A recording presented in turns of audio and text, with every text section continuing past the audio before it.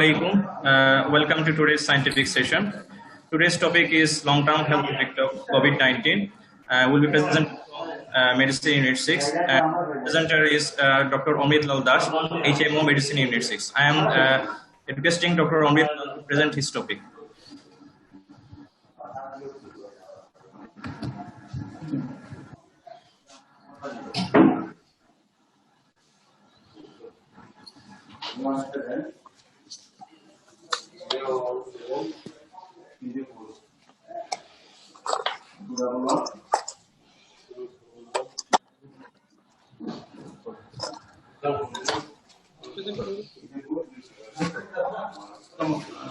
Assalamu alaikum.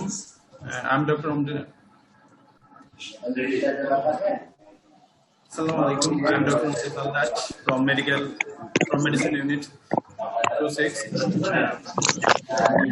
I get the chance to present the long-term health effect of COVID-19. I'm a little bit nervous. It is my first presentation, and I may make mistakes. Please pardon me. Now I'm starting the long-term health of COVID-19.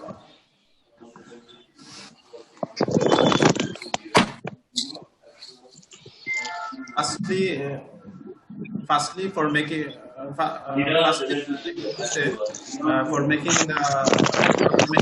my presentation, I collect the information mainly from three sources. The sources are British Medical Journal, World Health Organization, and American Medical Association.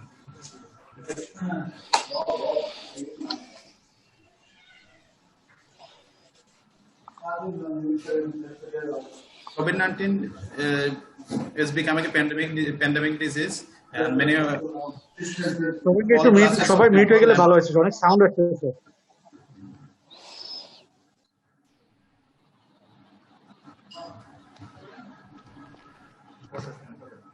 classes of people and all stages of people are being affected by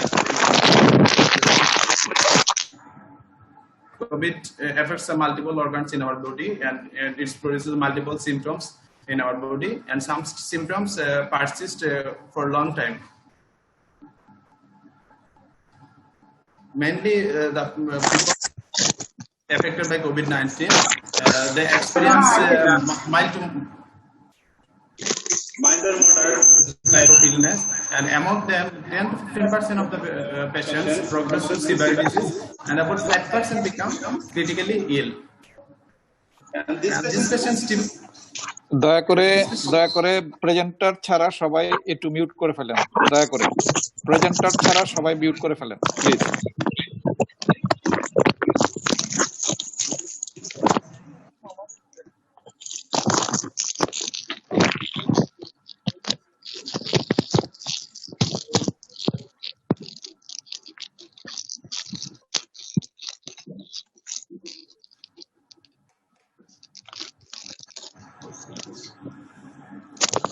COVID-19 disease severity and lingering symptoms.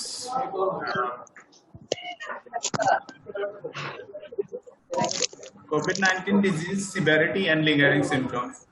All stages and all classes of people are affected by COVID-19, but among them few people suffers severe disease and become critically ill. 10 to 15% of cases progress to severe disease, and 5% become critically ill. Most of the people recover within 2 to 6 weeks, but few people remain symptomatic after 2 to 6 weeks, even for lasting for long time. For some people, some symptoms may linger or recur for few weeks or months following initial recovery. This can also happen in people with mild disease. People are not infectious to others during this time. It is important that people are not infectious to others during these times. Some patients develop medical complications that may have lasting health effects. COVID-19 disease severity and lingering symptoms. There is data. The people who suffers from mild disease, usually they recover within 2 weeks. But people who suffers from severe disease or become critically ill, they recover within 3 weeks, but even it may take 6 weeks or more. Defining long-term COVID-19. There is no definition about long-term COVID-19, but there is two definition. Another definition is 2A. One is post-acute COVID-19, and another is chronic COVID-19. They say that post-COVID-19 whose symptoms persist beyond 3 weeks, and when it persists more than 12 weeks, it's called chronic COVID-19. Here is an important note that many people are not tested, and false negative tests are common.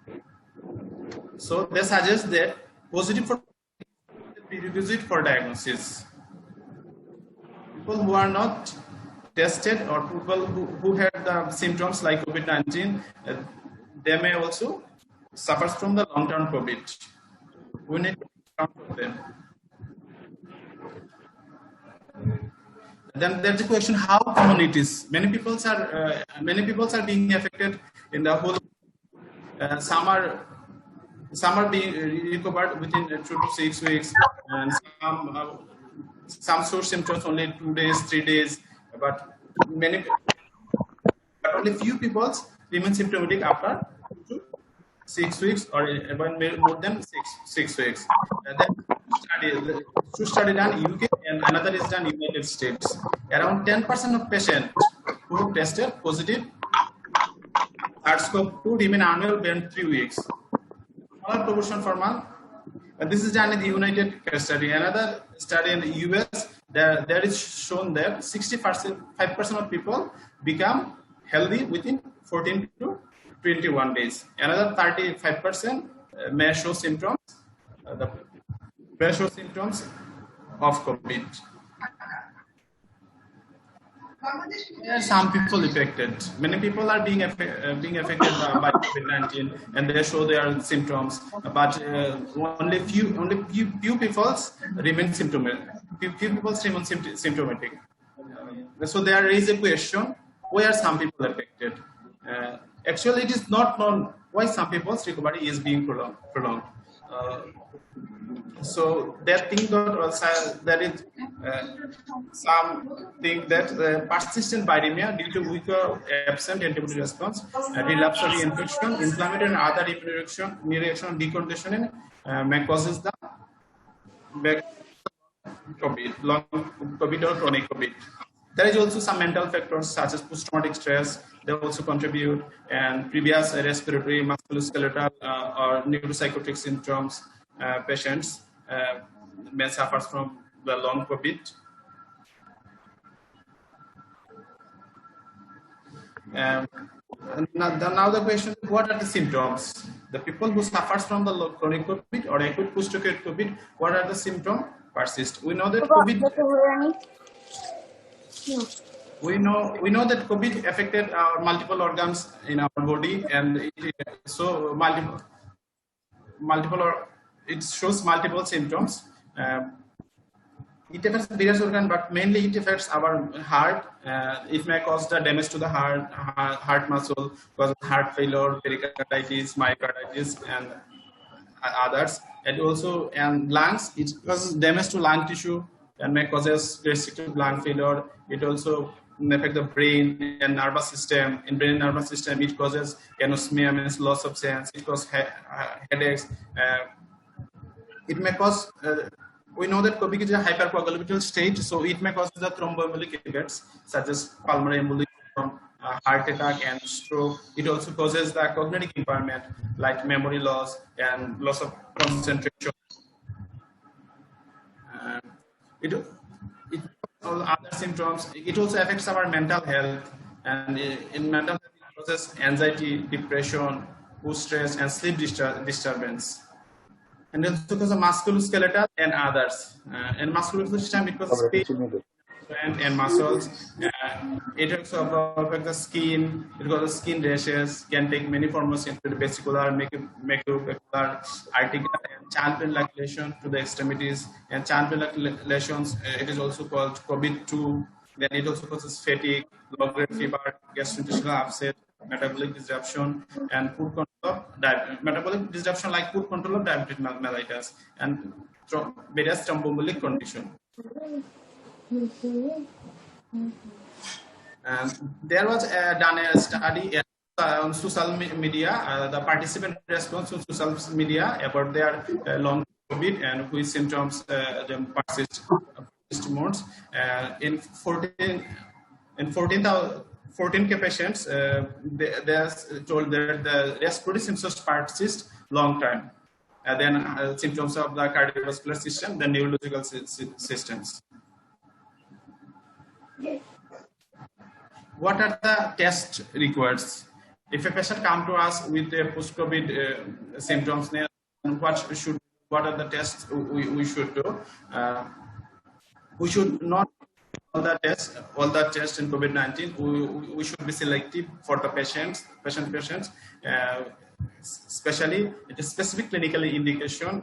If patients come from respiratory system, such as respiratory system, we should examine the respiratory systems or other correlated recognition. Like if a patient comes with us breathlessness, then we may do CBC. CBC we may show the hemoglobin percentage, and in CBC patients with lymphopenia is a feature of acute. We may also do some biomarkers like C-reactive protein, which is the indicator of acute infection. In white cell, if there is white cell count, we may think there is a infection or inflammatory response. If the patient comes with the symptoms of heart failure, then we do natriuretic peptide.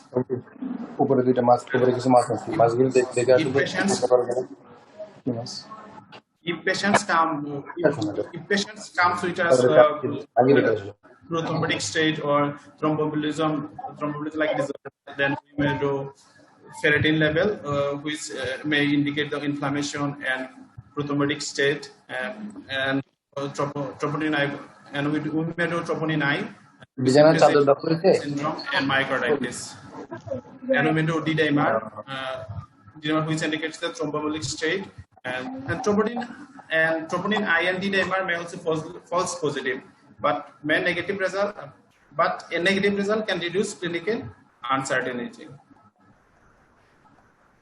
We may do other tests. Further research is likely to refine the indication of diagnostic monitoring. If patients comes with us, with the long COVID symptoms, we may do the previous slide too, but there may be a follow-up of patients, like British and follow-up of COVID-19 patients who have significant respiratory illness, proposes community follow-up with the chest infection 12 weeks and referral for progressive symptoms. That's means if a patient severely ill and he need to intubation, the patients we may follow up him with a chest X-ray, and it may be done after 12 weeks of travel. And if we see that there is a evidence of lung damage in chest X-ray, then we should, and there is abnormal chest X-ray and oximeter reading. If there is a change of persistence, we should refer the patient to a respiratory subset. Then subsequently, early referral to palpitation probably aids recovery.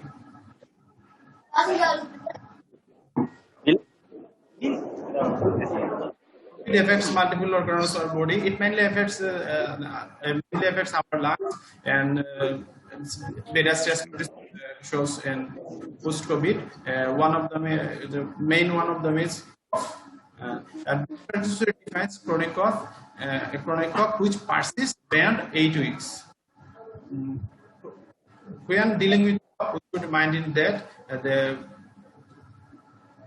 unless there are signs of superinfection or other complication such as painful pleural infection, cough seems to be.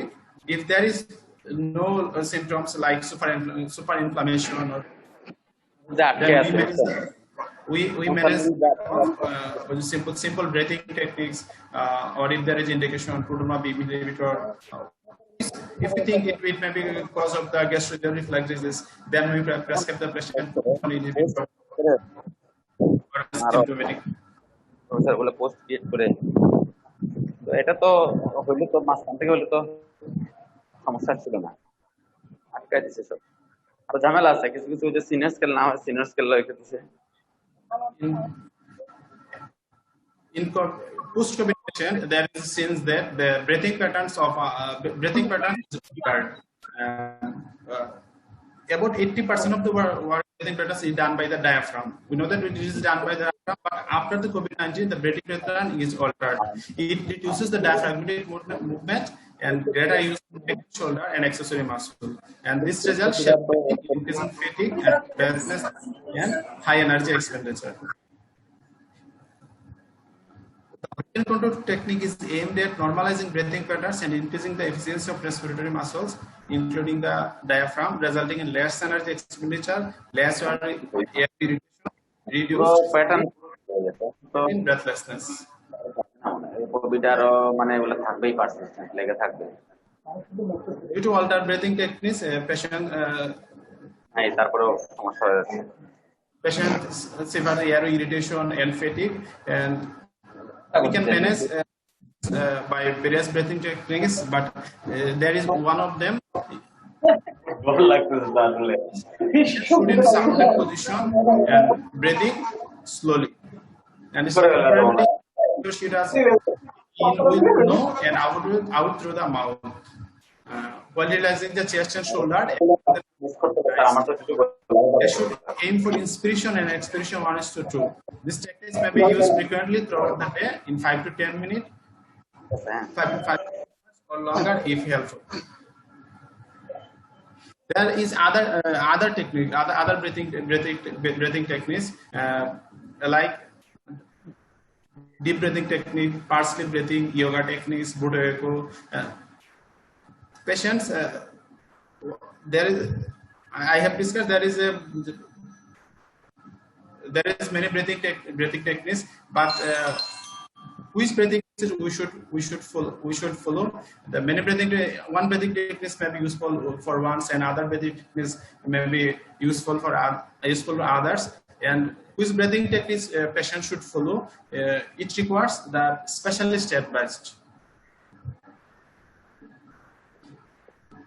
Another symptom post-COVID patients, the breathlessness, and there is a degree of breathlessness in COVID-19, and which is rare in patients who are not hospitalized. It is seen that the patients who is moderate to severe disease and who needed to hospitalization, there shows the symptoms of the breathlessness.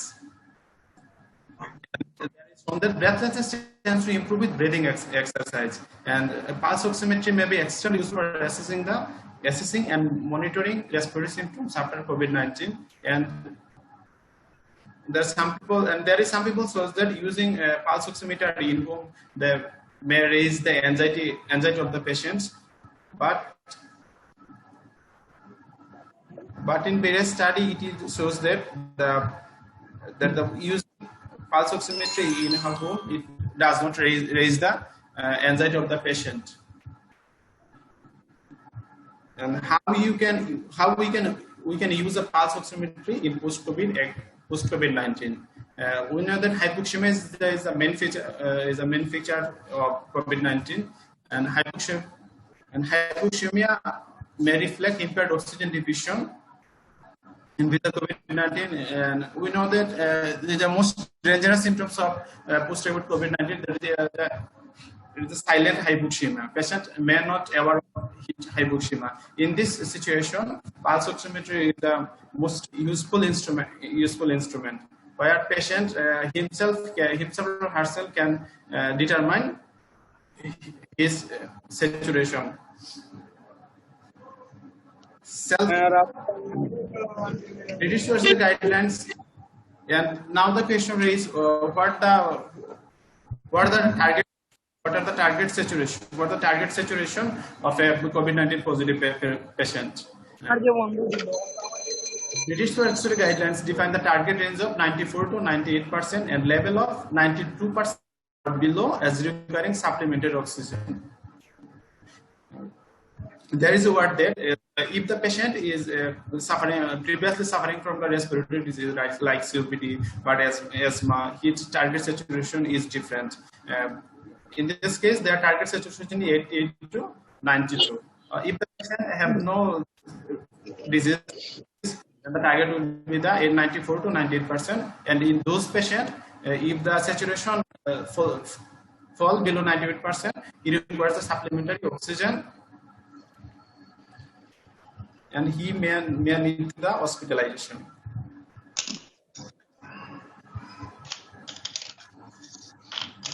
An exertional desaturation test should be performed.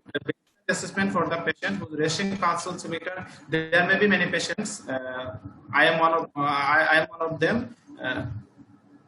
I became the COVID positive 2 months back, but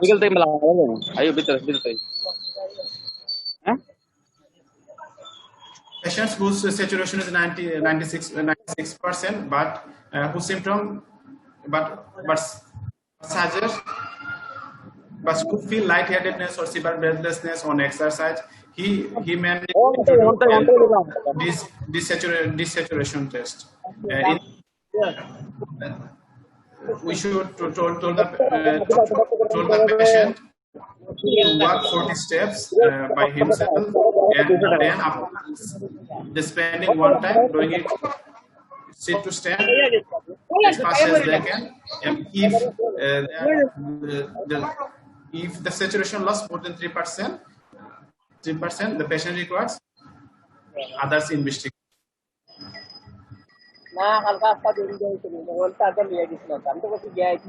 The pulmonary then comes to the pulmonary rehabilitation. Patients are still recovering spontaneously.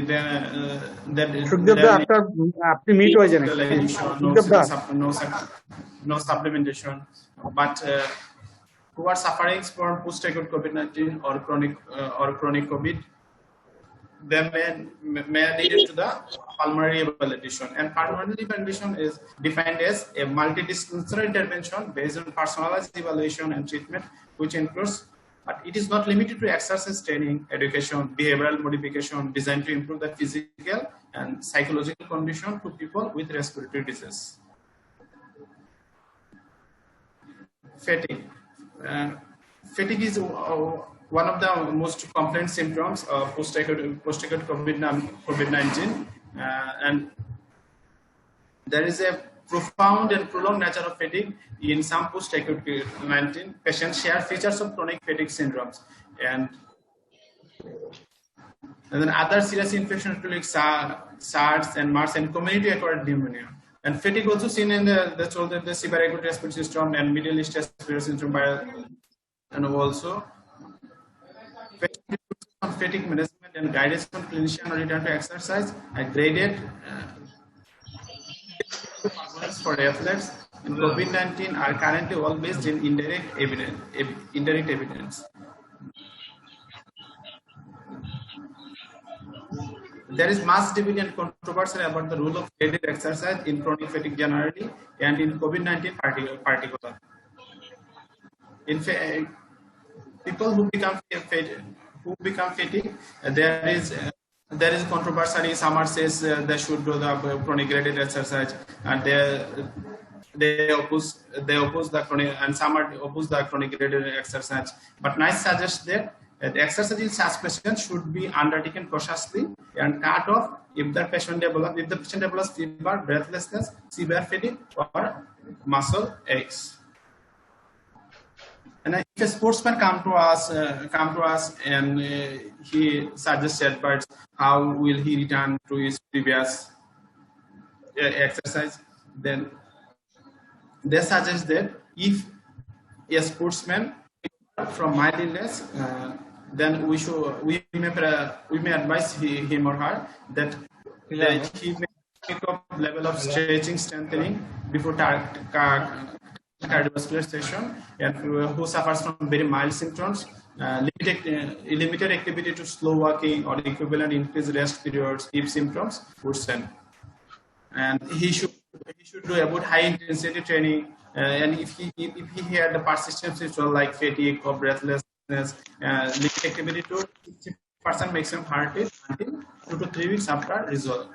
2 to 3 weeks after resolve symptoms. Then he should week to 2 to 3 weeks after resolving the symptoms, and he should stop her exercise if he develops fatigue and breathlessness, and if heart rate that increase more than 60%. And if patient had lymphopenia and he required oxygen or respiratory assessment, if the patient had lymphopenia or required oxygen, the may need to examination before resuming his or her exercise. And if she or she had the cardiac involvement, need cardiac assessment before resuming his or her exercise. Cardiopulmonary. Then now there comes to cardiopulmonary complication assessment and management. Many people affected by COVID-19, but only some of them suffers from cardiopulmonary complication, especially cardiac complication, and some people or some they think that the cardiopulmonary complication only occurs in who previously suffers from various cardiac disease, but it may occur in a young patient and who had no cardiopulmonary complication previously. And the researcher says that 20% of the patients admitted in COVID-19 who have significant cardiac involvement, occult involvement may be seen in the commoner. Cardiopulmonary complication like myocarditis, pericarditis, myocardial infarction, dysarrhythmia, pulmonary embolus, and they may have persistent several weeks after acute COVID-19. They are commoner in patients with pre-existing cardiovascular disease, but they also have disturbed in young and previously active patients. And there are also a restriction why all the people are not suffers from the cardiac complication. And in here, some pathological mechanisms are proposed why some people are suffer from cardiac involvement. These are the include viral infiltration, inflammation, and microthrombin, and stimulation of the SAE2 receptors. And chest pain. Chest pain is one of the complication of the post-acute COVID-19. Here, the patients may come with typical or atypical or non-specific chest complaint, and then here the first things we need to do we need to take proper history and proper examination of the chest patient, and if needed, we may do the investigation or assessments like echocardiography or computed tomography of the chest and cardiac resonance imaging.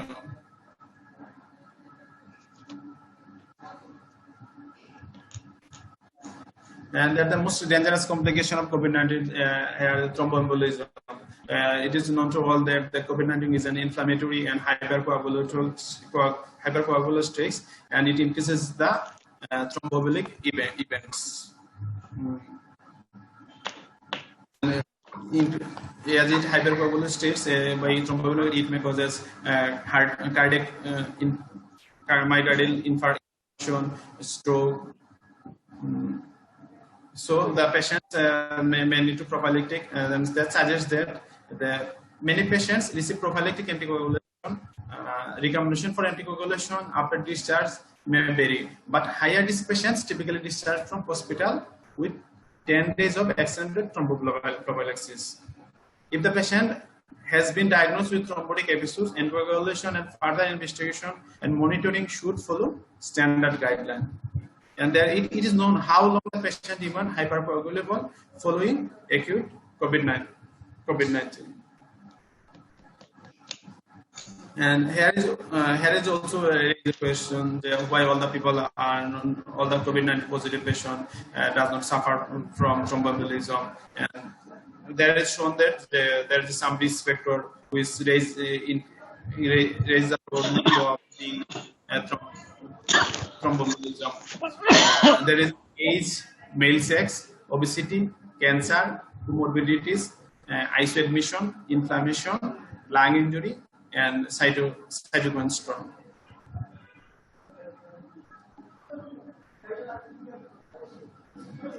In heart, it may cause the like left ventricular systolic dysfunction, heart failure, and we can manage the heart failure or ventricular systolic dysfunction according to standard guideline.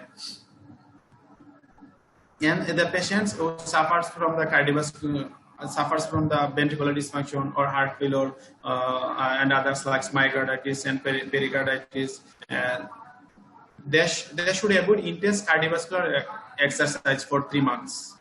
And if any of them athletes suffers from this kinds of cardiac complication, they should advise to take 3 to 6 months of complete rest from cardiovascular training, and when they will start starting before their cardiovascular exercise, should go to specialist for follow-up. And with return to sport guided by functional status, and before starting his exercise, he must do some biomarkers and evaluate for the dysarrhythmias, and is there any left ventricular systolic dysfunction or not. And there may be in COVID-19 there also may be the neurological secondary, but it seems to be rare, but may occur. Like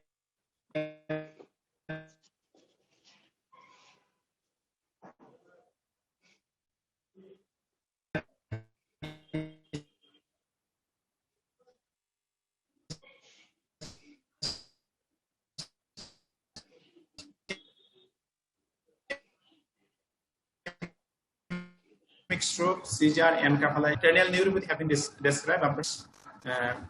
If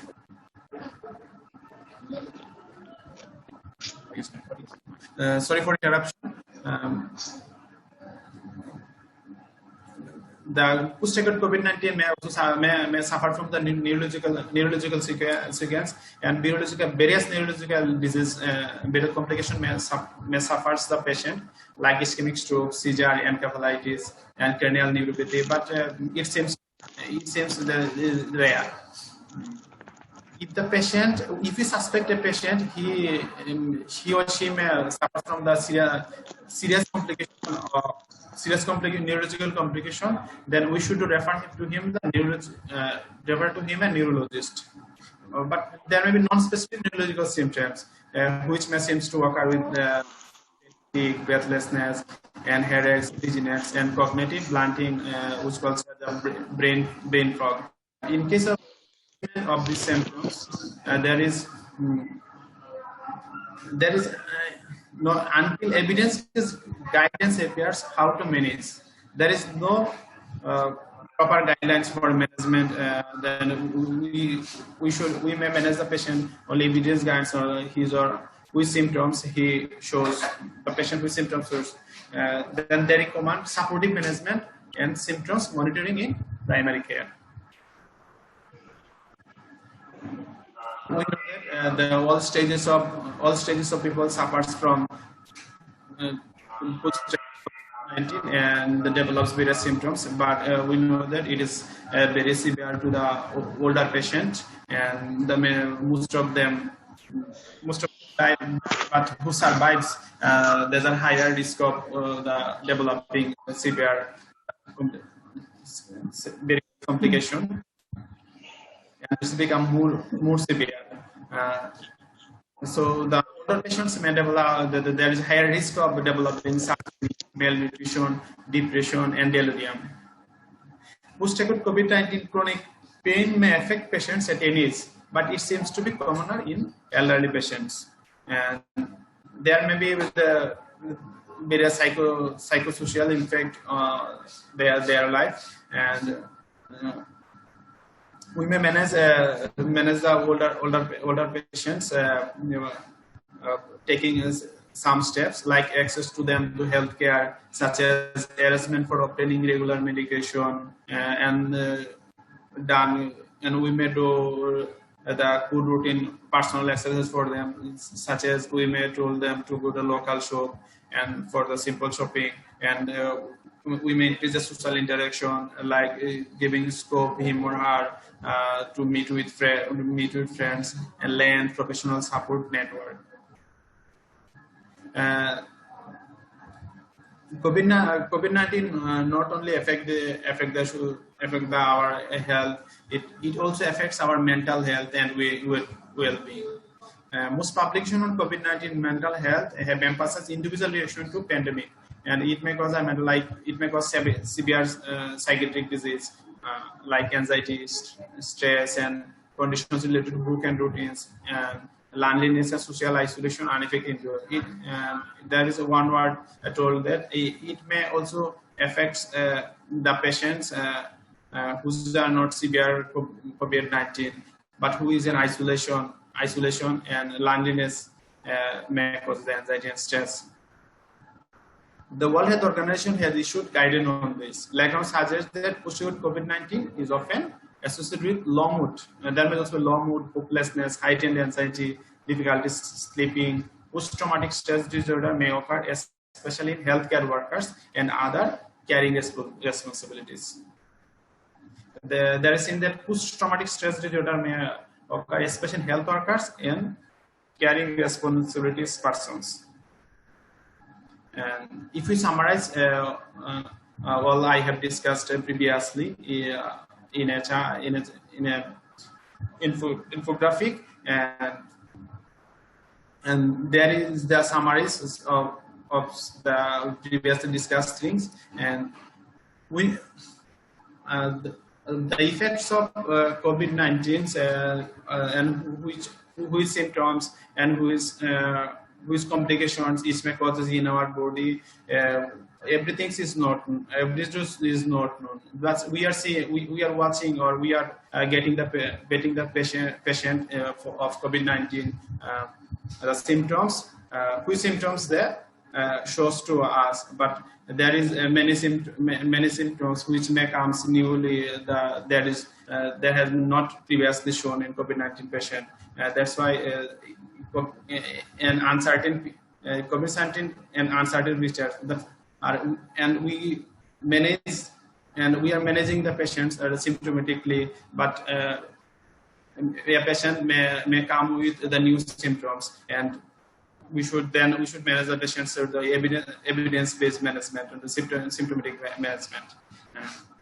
If a patient come in primary care with long COVID symptoms, firstly we have to do this. Then if a patient, if his or her symptoms persist 3 weeks more or not, if the symptoms persist 3 weeks or more, then the patient take the full history, full history, and from the date of first symptoms, we take the full history, and which current symptoms patients is telling to us, and the natures and severity of the symptoms.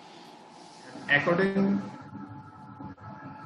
we may do the clinical examination according to the symptoms, like we was the temperature, and we measure the heart rate and rhythm, blood pressure, respiratory examination, functional status, and by pulse oximetry we may show the oxygen saturation.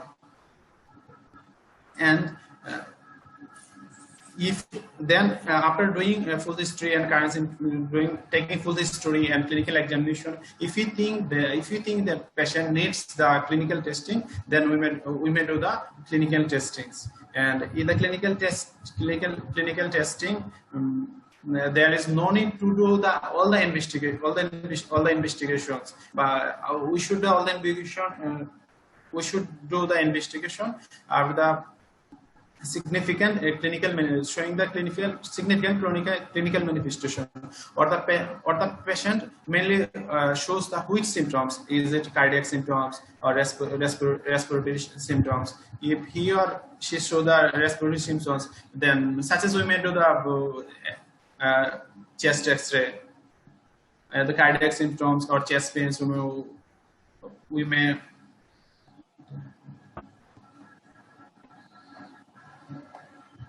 if the patient shows a cardiac symptom, then we may investigation the cardiac line, such as some blood tests. Like doctor Amrit শেষ করে দেন, অমৃত শেষ করে দেন।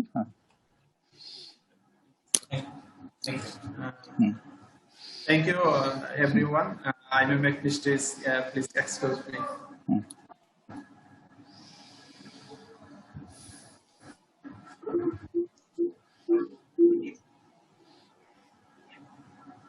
Thank you, Dr. Amit, for your intimate presentation. I am requesting Dr. Shishir Kumar Pathak sir to say something about the presentation.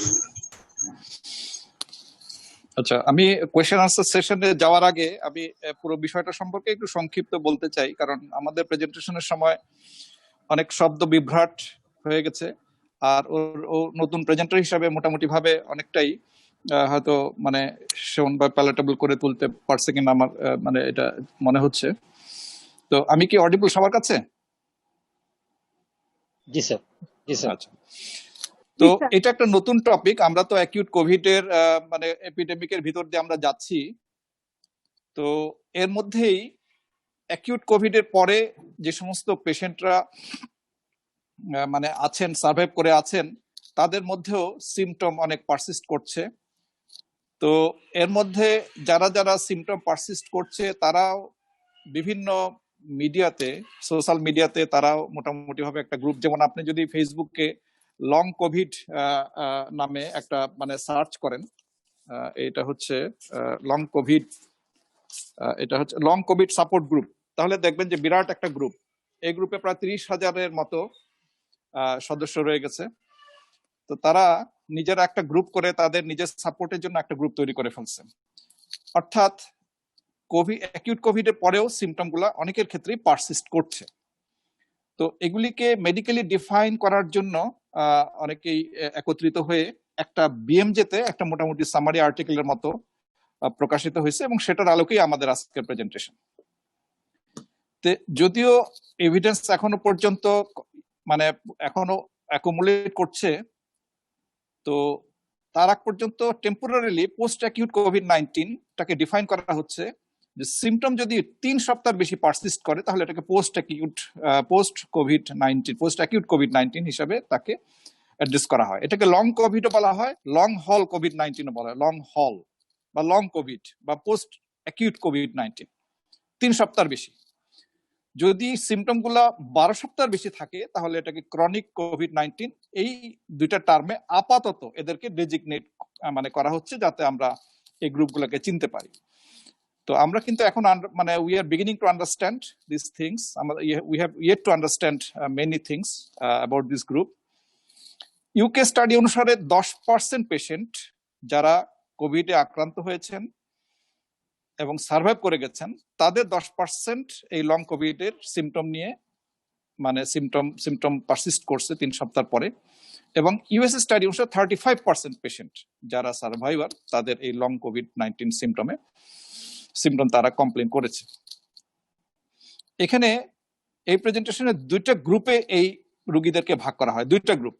একটা হচ্ছে যে কোনো specific organ dysfunction আছে কিনা তাদেরকে, এই গ্রুপটা হচ্ছে সিরিয়াস গ্রুপ, এটাকে ভাগ করতে হবে আলাদা করে। স্পেসিফিক অর্গান যেমন রেসপিরেটরি, কার্ডিয়াক, ব্রেইন বা আদার কোনো অর্গান ডিসফাংশনের এভিডেন্স রয়ে গেছে, তার সাথে সিমটোমেটিক, এই গ্রুপটা খুব ইম্পর্টেন্ট গ্রুপ, তাদেরকে সিরিয়াস ম্যানেজমেন্টকে দিতে হবে। আর আরেকটা গ্রুপ হচ্ছে অর্গান ডিসফাংশন নাই অথচ কিছু সিমটম আছে, তাদের ক্ষেত্রে ফলো আপ করা এবং তাদের মোটামুটি ভাবে এটা মানে সিমটোমেটিক চিকিৎসা দিলেই আস্তে আস্তে তারা ভালো হয়ে যাবে। তো সেজন্য বলা হচ্ছে যে ওভার ইনভেস্টিগেশন বা over treatment should be avoided, এবং যে ক্লিনিক্যাল ইভালুয়েশন যেটা করা হবে এবং ক্লিনিক্যাল ফাইন্ডিং এর উপরে ভিত্তি করে appropriate investigation should be done to evaluate this patients. এটা হচ্ছে মূল কথা। এবং আমরা জানি যে পোস্ট অ্যাকিউট কোভিড-19 যেটা, সেটা মাল্টি সিস্টেম ডিজিজ এবং তারা বিভিন্ন অর্গান এফেক্ট করতে পারে, এবং ইম্পর্টেন্টলি তারা মাইল্ড কোভিড ইলনেস যারা ভুগছেন তাদের পরেও কিন্তু এই পোস্ট কোভিড-19 লং কোভিডে তারা আক্রান্ত হতে পারেন। এবং প্রিভিয়াসলি ফিট ইন্ডিভিজুয়াল, যারা প্রিভিয়াসলি খুব ফিট ছিল, তাদেরও কিন্তু এই পোস্ট কোভিড-19 হতে পারে, শুধু যে সিরিয়াস কোভিড ছিল তাদেরও না। এবং 3 গ্রুপের পেশেন্টদের সাধারণত এই দোকানে লং কোভিড তাদের থাকে।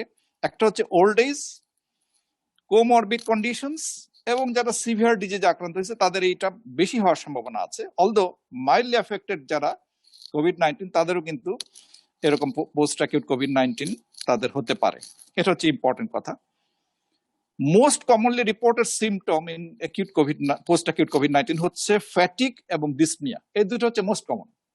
আদার কমন গুলি হচ্ছে জয়েন্ট পেইন এবং চেস্ট পেইন, এগুলি তারা বিশেষত মানে প্রেজেন্ট করে। এবং এগুলিকে যদি আমরা একটু ভাগ করে দেখি যে রেসপিরেটরি, কার্ডিয়াক, থ্রম্বোএম্বোলিজম, নিউরোলজিক্যাল বা মেন্টাল হেলথ, একটু একটু করে বলি অল্প সময়। যে ক্রনিক কাফ নিয়ে প্রেজেন্ট করতে পারে, ব্রেথলেসনেস নিয়ে প্রেজেন্ট করতে পারে রেসপিরেটরি। ক্রনিক কাফ এবং ব্রেথলেসনেস এর ক্ষেত্রে ওরা সাজেস্ট করছে যে পালস অক্সিমেট্রি দিয়ে আমরা মনিটর করব, পরবর্তীতে অ্যাট রেস্টে দেখব। এটা যদি নর্মাল থাকে তাহলে এক্সারশনাল ডিস্যাচুরেশন টেস্ট করব, অর্থাৎ একটা লোক 40টা স্টেপ সামনে যাবে, এরপরে আবার অক্সিজেন স্যাচুরেশন দেখবে, অথবা 1 মিনিট উঠা বসা করবে, 1 মিনিট চেয়ারে বসবেন এবং দাঁড়াবেন, এরকম 1 মিনিট করার পরে আবার তার স্যাচুরেশন দেখব। এতে যদি 3% ফল ইন দ্য স্যাচুরেশন হয় তাহলে তার ইনভেস্টিগেশন লাগবে। আর এগুলি যদি না থাকে এবং ক্লিনিক্যাল ইভ্যালুয়েশনে যদি কোনো সমস্যা না পাওয়া যায়, তাহলে এই কাফ এবং ব্রেথলেসনেসের খুব বেশি একটা ওষুধপত্র দিবার প্রয়োজন নাই। তাদের কিছু ব্রিজিং এক্সারসাইজের কথা বলা হয়েছে, এবং তাদের মেন্টাল সাপোর্ট, গ্রুপ সাপোর্ট, এগুলো যদি দেওয়া হয় উন্নতি হয়ে যাবে। কার্ডিয়াক বিষয়টা হচ্ছে একটু চিন্তার বিষয়। এখানে কার্ডিয়াক এটা বলতে গিয়ে একটা জার্মান স্টাডি আছে যেখানে cardiac magnetic resonance imaging CMR করে দেখা গেছে যে একটা গ্রুপের একটা সিরিজে কার্ডিয়াক ইনভলভমেন্ট ছিল 78% অফ দ্যাট গ্রুপ, যদিও গ্রুপটা ছোট ছিল, এবং অনগোয়িং মায়োকার্ডিয়াল ইনফ্লামেশন ছিল 60% এর ক্ষেত্রে। কাজেই কোনো মানুষ যদি চেস্ট পেইন বা ডিসনিয়া বলে, তাদেরকে এই জিনিসটা মাথায় রাখতে হবে, কারণ আমরা জানি যে অ্যাসিম্পটোমেটিক মায়োকার্ডাইটিস, পেরিকার্ডাইটিস, ইভেন 3 সপ্তাহ পরে এমআইও হয়ে যেতে পারে, অ্যারিথমিয়া হতে পারে, পালমোনারি এম্বোলিজম হতে পারে, এগুলি নট আনকমন। এই জিনিসগুলো আমাদের মাথায় রাখতে বলা হয়েছে। কেউ যদি চেস্ট পেইন নিয়ে প্রেজেন্ট করে, আমাদের চেস্ট পেইনের ইভালুয়েশনের যে আগের যে মানে আমাদের গতানুগতিক ট্রেডিশনাল যে অ্যাপ্রোচ, সেভাবেই আমরা আগাবো। আমাদেরকে musculoskeletal chest pain, non specific chest পেইনের সাথে সিরিয়াস কোনো বিষয় মানে আছে কিনা সেটা পার্থক্য করে দেখার জন্য যে আমাদের ক্লিনিক্যাল অ্যাপ্রোচ, সেভাবেই আমরা আগাবো। যদি আমাদের মনে হয় যে না, আগে কোমরবিড কন্ডিশন ছিল, আগে থেকে হার্টের সমস্যা ছিল, এখন আর একটু বেশি মনে হচ্ছে খারাপ, cardiology referral may be indicated, তার ইকো লাগতে পারে, সিটি চেস্ট লাগতে পারে, কারণ লাং ইনভলভমেন্ট থেকে দেখা যাচ্ছে যে রেস্ট্রিকটিভ লাং ডিসঅর্ডার কিন্তু হয়ে যেতে পারে। তার যদি আগে অ্যাকিউট রেসপিরেটরি মানে এআরডিএস হয়ে থাকে, তাহলে তার কিন্তু এক্সটেন্সিভ লাং ইনভলভমেন্ট হয়ে পরের দিকে কিন্তু সমস্যা হতে পারে।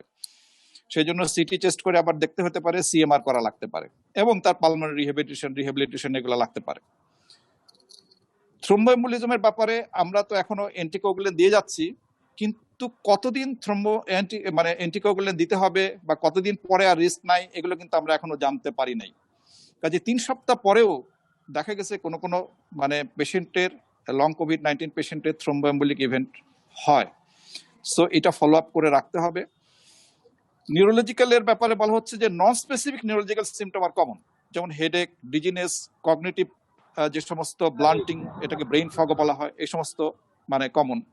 কারণ একটু এনকেফালাইটিসের মতো ভাইরাল ইনভেশন বা ইনফ্লামেশন, এগুলি হয়তো ব্রেইনে মানে এফেক্টেড ছিল, সেগুলি চলতে থাকে, বা সেটার আফটার ইফেক্ট হিসাবে হয়তো সেগুলা পাওয়া যায়, সেগুলা রিকভার করে যাবে। তবে সিরিয়াস নিউরোলজিক্যাল যে সমস্ত ইভেন্ট গুলা যেমন ischemic stroke, although very rare, seizure, encephalitis, এগুলার যদি মনে হয় সেগুলোতে নিউরোলজি রেফারেল লাগতে পারে এবং সেগুলো আছে কিনা সেটা দেখতে হবে। মেন্টাল হেলথের বিষয়টা অত্যন্ত গুরুত্বপূর্ণ, কারণ কোভিড-19 যারা আক্রান্ত হয় নাই তাদেরও কিন্তু anxiety, stress, loneliness, social isolation এই ধরনের ফিলিং আছে।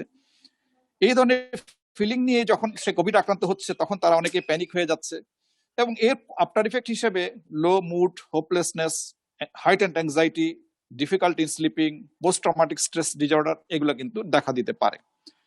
তো এগুলো আমরা সোশ্যাল কানেকশন বা মানে সাপোর্ট, পিয়ার সাপোর্ট সবকিছু দিয়ে আমরা কিন্তু তাদেরকে মোকাবেলা করতে পারি। তো এইরকম একটা সিনড্রোম মানে পোস্ট অ্যাকিউট কিন্তু শুধু স্পেসিফিক টু কোভিড নয়, এটা কিন্তু যে কোনো অ্যাকিউট ইলনেস যেটা হাসপাতালে ভর্তির প্রয়োজন পড়ে এবং আইসিইউ সেটিং এর প্রয়োজন পড়ে, এমন যে কোনো ইলনেসের পরেই কিন্তু এই ধরনের একটা পোস্ট অ্যাকিউট সিনড্রোম এটা কিন্তু নতুন নয়, এটা অন্য রোগের ক্ষেত্রেও জানা আছে। বিশেষ করে মার্স, সার্স এই সমস্ত ডিজিজের পরেও কিন্তু এই ধরনের পোস্ট অ্যাকিউট সিনড্রোম সম্পর্কে আমরা আগে থেকেই জানি যেগুলো হতে পারে। সো এই জিনিসটাই হচ্ছে আজকের প্রেজেন্টেশনের বিষয়বস্তু ছিল। আমরা এখন কোশ্চেন আনসার সেশনে যেতে পারি। Thank you.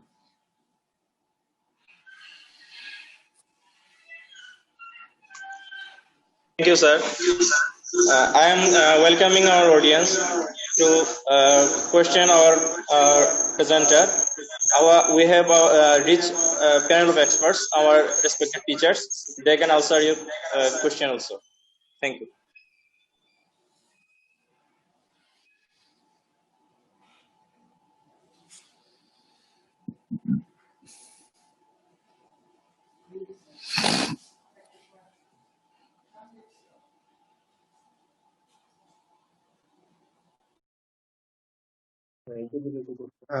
Thank you, sir, for your brilliant explanation of the presentation.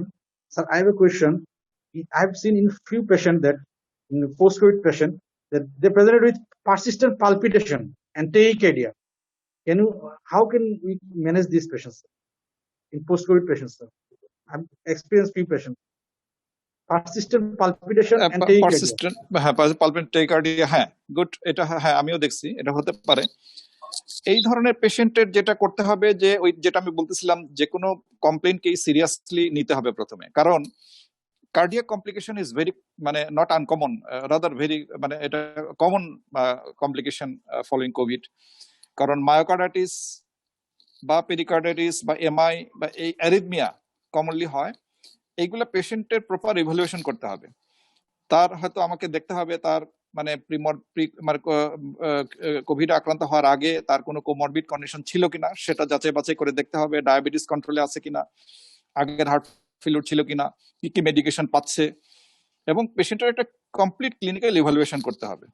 করার পরে এটা আসলে বোঝা যাবে যে এটা কি তার প্যানিকের জন্য অ্যাংজাইটি সিমটম নাকি কোনো অর্গান ডিসফাংশন আছে। এই দুইটা পার্থক্য করতে হবে, করে সিদ্ধান্ত নিতে হবে। That's all. Thank you. Thank you, sir, for your nice explanation. Sir, অনেক সময় পোস্ট অ্যাকিউট কোভিড পেশেন্টকে আমরা দেখি sir persistent dyspnoea with sir respiratory শেডও থাকে স্যার। এইচআরসিটিতে পারসিস্টিং শেডও থাকতেছে কিন্তু তার অ্যাকিউট ইলনেসের সিমটম গুলো নাই স্যার। সেক্ষেত্রে কি স্যার অ্যান্টিফাইব্রোটিক ড্রাগ অনেক সময় দেখা যায় প্র্যাকটিস করা হয় স্যার, এগুলোর কি রুল আছে কিনা স্যার? এটার উত্তর আমি ভালো দিতে পারবো না। তো এটার জন্য যদি সাফিসিয়েন্ট ফাইব্রোসিস থাকে লাংসের মধ্যে, যেটার জন্য শ্বাসকষ্ট হচ্ছে, কারণ এখানে আমি বলছি আপনাকে তার এই যে পেপারটা থেকে আমরা আজকে প্রেজেন্টেশনটা তৈরি করেছি সেই পেপারটা সাজেস্ট করছে যে যদি কোনো পেশেন্টের শ্বাসকষ্ট থাকে, এখন শ্বাসকষ্ট কিন্তু মানে সাইকিয়াট্রিক সিমটমও হতে পারে, এটা আসলে শ্বাসকষ্ট কিনা তার একটা ক্লিনিক্যাল এক্সামিনেশন করে আমরা একটা সিদ্ধান্তে আসবো। এরপরে এক্সরেতে বা সিটি স্ক্যানে কি পরিমাণ অপাসিটি আছে, পারসিস্ট করতেছে, এবং সেটা কি পরিমাণ রেসপিরেটরি কম্প্রোমাইজ করতে পারে সেটা আমরা দেখব। তারপরে তার পালস অক্সিমেট্রি এট রেস্টে দেখবো, এবং এক্সেশনাল ডিস্যাচুরেশন টেস্ট আমরা করবো। 40টা স্টেপ যাওয়ার পরে তার 3% ডিস্যাচুরেশন হয় কিনা, বা 1 মিনিট উঠা বসা করার পরে বা যদি সে করতে পারে আর কি, তাহলে 3% ডিস্যাচুরেশন হয় কিনা। যদি হয়ে থাকে তাহলে আমরা হয়তো আরো ইনভেস্টিগেশন করে দেখবো, লাং ফাংশন টেস্ট করব বা রেসপিরেটরি মেডিসিন স্পেশালিস্টের কাছে পাঠিয়ে দিব। অ্যান্টিফাইব্রোটিক ড্রাগ সম্পর্কে কোনো এস্টাবলিশড কোনো তথ্য আমার জানা নাই। Thank you. Thank you. আমাদের মানে শিক্ষক মন্ডলী মানে এই ব্যাপারে সাপ্লিমেন্ট করার জন্য আমি রিকোয়েস্ট করতেছি।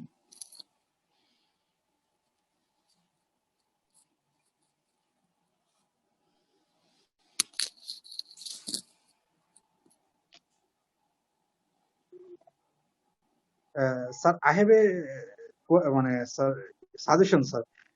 As we know, sir, post-COVID follow-up, sir, is very important. But in our settings, it is actually not. We cannot properly establish the post-COVID follow-up. Actually, for long COVID, identifying long COVID and its complications, post-COVID follow-up is very important. But in Dhaka, in BSM, we know that there is post-COVID clinic. They follow up those patients. Can we arrange such arrangement in our settings, sir? Is it possible, sir? Thank you. হ্যাঁ, আপনি যদি মানে আসলেই যদি আমরা একটা group উদ্যোগ নেই, সেটা তো করা সম্ভবই হয়। এই পেপারগুলিতে পরিষ্কারভাবে বলা আছে তারা টেলিফোনে অন্তত মানে ইন পার্সন ফলো আপ না দিলেও টেলিফোনে অনেক মানে পেশেন্টের খোঁজ খবর নিচ্ছে, টেলিফোনিক তাদের সিমটম গুলার খোঁজ খবর নিচ্ছে, সেগুলো কম্পাইল করে কিন্তু এই ডাটা তৈরি করছে।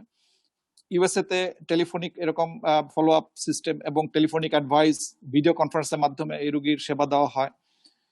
তো ডেফিনেটলি আমরা যদি উদ্যোগী হই তাহলে তো এরকম পোস্ট কোভিড ফলো আপ করে আমরাও এরকম ধরনের একটা আমাদের দেশের পার্সপেক্টিভে লং কোভিডের যে গ্রুপটা তারা কেমন বিহেভ করছে, কেমন সিমটম তাদের আছে আমরা করতে পারি ডেফিনেটলি।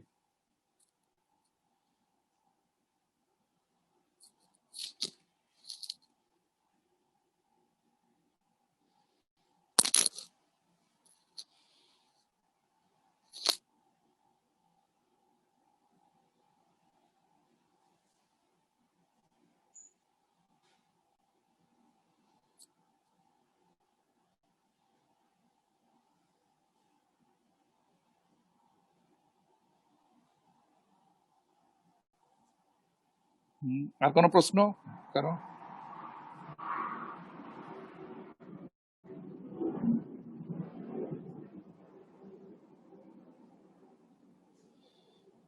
ডক্টর ফেরদৌস আছেন নাকি?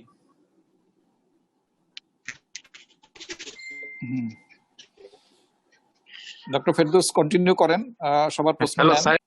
হ্যাঁ ডক্টর ফেরদৌস, ওই আপনি একটু কন্টাক্ট করেন, সবার প্রশ্ন থাকলে নেন, না হলে আমাদের স্যারদের কাছ থেকে আমরা আর কারো কি কোনো কোয়েশ্চেন আছে? Thank you Amrit for nice presentation. এটা একটু টাইম ডিমান্ডিং প্রেজেন্টেশন ছিল। আমরা যখন পোস্ট কোভিড নিয়ে এখন কথা বলতেছি এবং মানে দুঃখের সঙ্গে জানাচ্ছি যে আমাদের মাননীয় ভাইস প্রিন্সিপাল স্যার তখন কোভিডে আক্রান্ত এবং অসুস্থ। আমরা সবাই ওনার আশু আরোগ্যের জন্য প্রার্থনা করি। আর যেটা হচ্ছে যে খুব টাইম ডিমান্ডিং টপিক এটা ছিল, যদিও টপিকটা প্রেজেন্টেশন ইনিশিয়াল অনেক নয়েজের জন্য এটা আমরা ভালো করে কনসেন্ট্রেট করতে পারি নাই। তো আমি সবার দৃষ্টি আকর্ষণ করব যে যেহেতু এটা একটা যেহেতু এটা একটা অনলাইন প্রেজেন্টেশন, সবাই ডিভাইসে ঢোকার সাথে সাথে যিনি কথা বলবেন না অন্তত মানে ওনার ডিভাইসটা মিউট করে রাখবেন, তাহলে সবারই ভালো করে শোনা হয় এটা। আর সাইম কি আছো অনলাইনে? Hello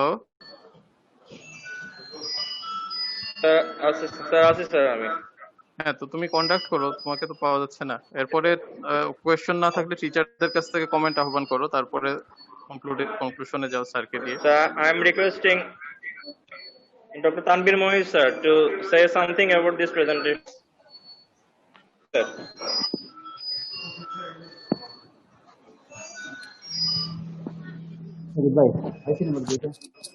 Hello.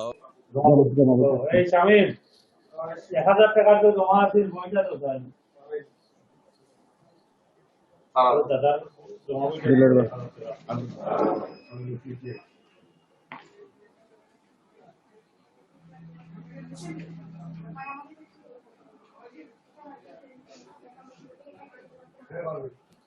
Hello.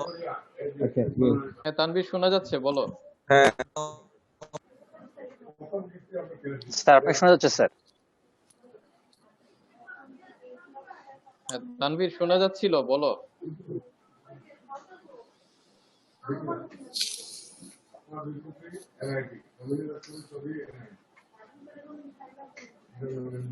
Sir maybe তানভীরের নেটওয়ার্কের সমস্যা হচ্ছে, তুমি প্রসিড করো, পরের জন্য যাও। Thank you, Dr. Andeja Afrin, madam. Madam, madam আছে আমাদের?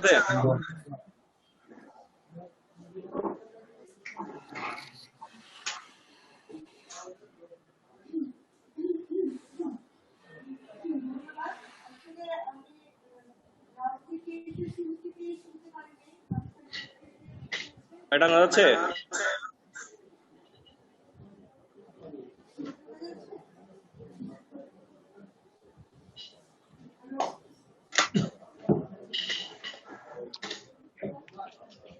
I am requesting Professor Shafiullah sir to say something about these presentations. Thank you, sir.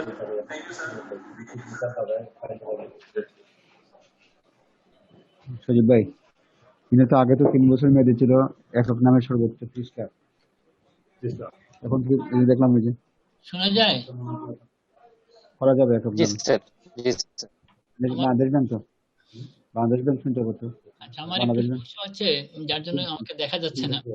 ঠিক আছে, আজকের প্রেজেন্টেশনটা ছিল খুবই ইন্টারেস্টিং প্রেজেন্টেশন, কিন্তু আমরা যেটা লক্ষ্য করলাম যে আমাদের পার্টিসিপেন্টের মধ্যে সবার ইন্টারেস্ট, হ্যাঁ, অনেকে দেখা যাচ্ছে যে সেমিনার চলাকালীন সময়ে আমাদের সেমিনার বাদ দিয়ে অন্য গল্পগুজবে ব্যস্ত থাকার কারণে আমাদের অ্যাটেনশন মানে আসলে ঠিক মতো আমরা দিতে পারি নাই।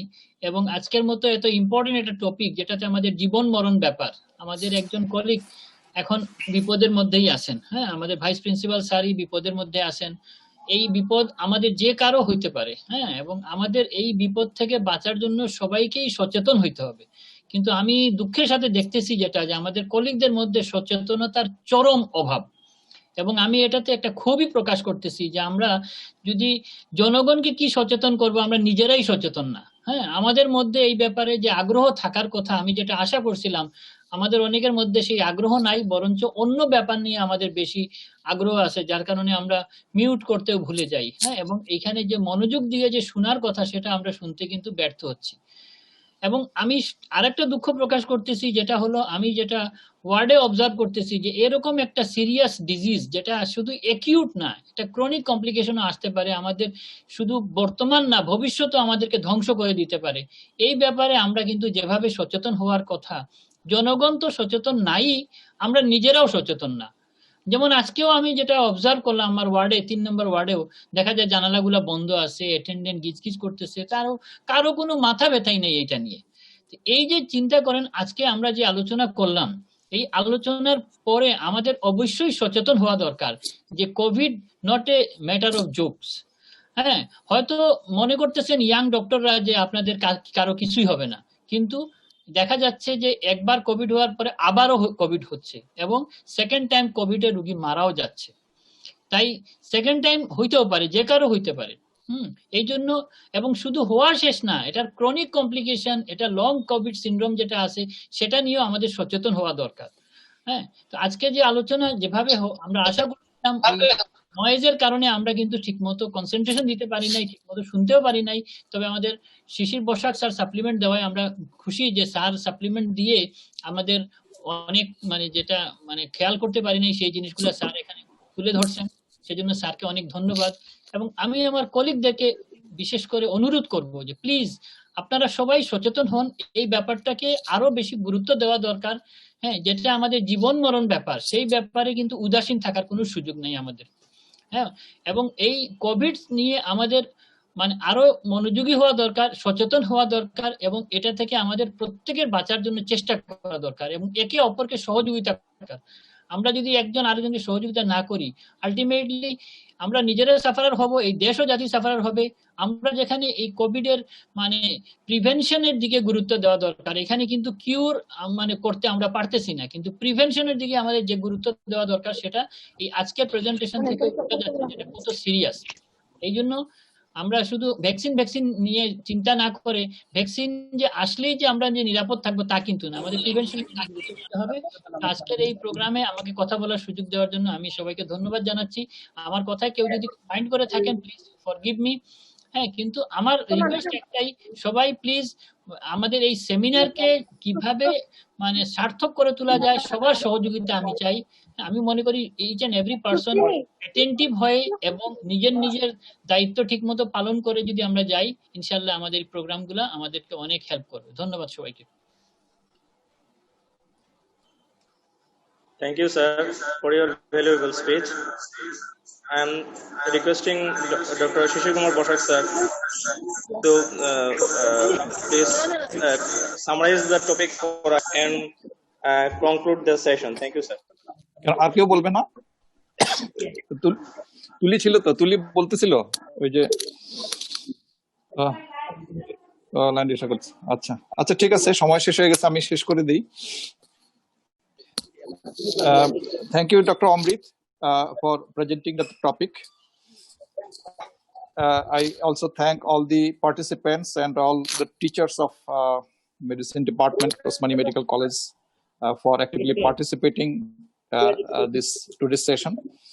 আমাদের সেশনের আজকে আলোচনা করার মূল বিষয় ছিল অ্যাকিউট কোভিড নিয়ে। তো আমরা আসলে মোটামুটি ব্যস্ত আছি, তবে অ্যাকিউট কোভিড শেষ হয়ে গেলেই সব শেষ হয় না, কিছু কিছু ক্ষেত্রে এটা কিন্তু পারসিস্ট করে। ইউকে স্টাডি অনুসারে আমরা বললাম যে 10% পেশেন্টদের, সার্ভাইভারদের, এবং ইউএসএ স্টাডি অনুসারে 35% সার্ভাইভারদের মধ্যে এই লং কোভিড পারসিস্ট করতে পারে, এবং কখনো কখনো কিন্তু এটা ভয়াবহ আকার ধারণ করতে পারে। আমরা বলছি two remind ourselves that cardiac involvement may be up to 78% patients, এবং অনগোয়িং ইনফ্লামেশন কিন্তু চলতে থাকে। এই ভাইরাসটা যে ইনফ্লামেশন, যে আগুন আমাদের শরীরে ধরিয়ে দিয়ে গেল, ইনফ্লামেশন, সে আগুনে কিন্তু আমরা আরো অনেক দিন পর্যন্ত জ্বলতে পারি। এই ইনফ্লামেশনটা বিভিন্ন অর্গানকে এফেক্ট করতে পারে, starting from heart, lungs, brain, এবং এই ইনফ্লামেশনটা কার ক্ষেত্রে কতদিন পর্যন্ত চলে, কিভাবে এফেক্টেড হয়, এগুলো আমরা এখনো জানতে চেষ্টা করছি। সো 3 সপ্তাহ পরেও হার্ট অ্যাটাক হয়ে গেছে, 3 সপ্তাহ পরেও পালমোনারি এম্বোলিজম হয়ে গেছে, এমন প্রমাণ কিন্তু আছে। তো আমার মনে হয় একজন পার্টিসিপেন্ট বলছিলেন যে আমরা পোস্ট অ্যাকিউট কোভিড মানে পেশেন্টদের ক্ষেত্রে কোনো ফলো আপ ক্লিনিক করতে পারি কিনা। ভেরি ইম্পর্টেন্ট তার কথা, আমি তাকে ধন্যবাদ জানাই। পোস্ট অ্যাকিউট মানে পেশেন্টের ফলো আপের জন্য বা লং কোভিড পেশেন্টের ফলো আপের জন্য আমরা কিন্তু আসলে একটা চিন্তা ভাবনা করতে হবে। তাদেরকে একটা মানে চিকিৎসাধীনে রাখা উচিত, তাদের সিমটম পর্যালোচনা করে তাদের আরো পরবর্তীতে পরীক্ষা নিরীক্ষা দরকার আছে কিনা, তাদের সিরিয়াস মানে কোনো ইভেন্ট হতে যাচ্ছে কিনা, সেই ধরনের ফলো আপ কিন্তু তাদের জন্য দরকার। এই জায়গাটাকে এনফোর্স করার জন্যই আজকের প্রেজেন্টেশনটা, এবং সবাইকে অ্যাওয়ার করার জন্য। So thank you very much for participating this sessions. I thank you all. Thank you. Thank you, sir. ধন্যবাদ সবাইকে। আমাদের হ্যালো, নেক্সট সেমিনার হচ্ছে ইউনিট 3-7 থেকে। আশা করি 2-1 দিনের মধ্যে টপিকটা সবাইকে জানিয়ে দেওয়া হবে। আর স্যারের বলার পরে আসলে বলাটা মানায় না, তারপরে একটু বলে দিচ্ছি যে সবাই সেমিনারে অ্যাটেন্ড করার পরে অন্তত ডিভাইসটা, যিনি কথা বলবেন না, কথা না বললে অন্তত ডিভাইসটা মিউট করে দিবেন। এটা খুবই জরুরি, না হলে প্রচুর নয়েজ তৈরি হয়, যেটা অনেক সময় মিউট করাও যায় না। ধন্যবাদ সবাইকে।